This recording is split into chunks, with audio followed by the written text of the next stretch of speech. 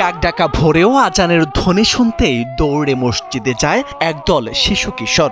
লক্ষ্য একটাই, জামাতে নামাজ আদায়। শুধু ফজরে নয়, দিনে 5 ওয়াক্ত নামাজই তারা আদায় করেন মসজিদে গিয়ে। এমন ধারাবাহিকতা বজায় রেখে টানা 40 দিন জামাতের সঙ্গে সালাত আদায় করেন তারা। আর এই শৃঙ্খলা ও নৈতিকতার জন্য পুরস্কৃত হলো শতাধিক শিশু কিশোর। আমি যদি নামাজের গুরুত্ব দিই, আমার পরিবার 10 জন লোক থাকবে, 2-1 মেয়ে হতে পারে, কিন্তু বেশিরভাগ লোকে নামাজি হবে। যুব সমাজ যে উদ্যোগ নিয়েছে তাদেরকে মোবারকবাদ, বারবার মোবারকবাদ জানাবার মন চায় এবং মোবারকবাদ পাওয়ার মতো তারা কাজ করছে।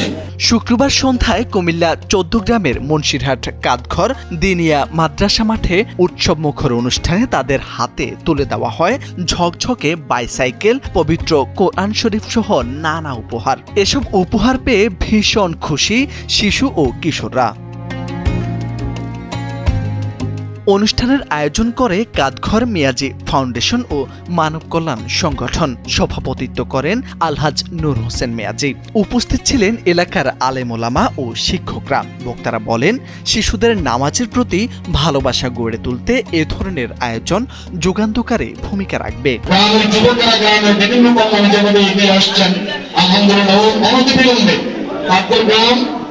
একটি আদর্শ গ্রামে পরিণত হবে বলে আমি আশা করি। 40 ওয়াক্ত নামাজ ছেলেরা সাইকেলের আশা, যে কোনো আশা তারা পড়ে ফেলছে, তাদের একটু অভ্যাস হয়ে গেছে। ইংরেজিতে একটি কথা আছে, practice makes man a perfect. অভ্যাস মানুষকে পরিবন্ধ করে। অনেক কাজ করেছে, 40টি দিন তারা 5 ওয়াক্ত নামাজ ইমাম সাহেবের পেছনে আদায় করেছে।